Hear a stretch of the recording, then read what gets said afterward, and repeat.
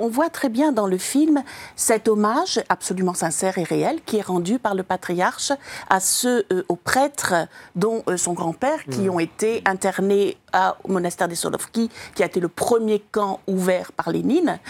Et on voit cet hommage absolument sincère et ce lieu qui est transformé en lieu de mémoire, c'est très bien.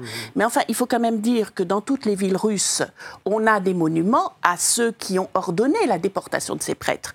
On a dans toutes les villes russes encore des statues de Lénine, qui a ouvert ce camp, qui a ordonné les persécutions.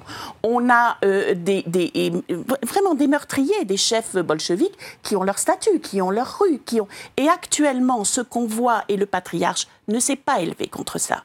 On voit cette revalorisation, au nom effectivement de la victoire dans la Grande Guerre patriotique de Staline, que maintenant on voudrait nous vendre comme quelqu'un qui a fait renaître l'Église. Non, il n'a pas fait renaître l'Église en 1943.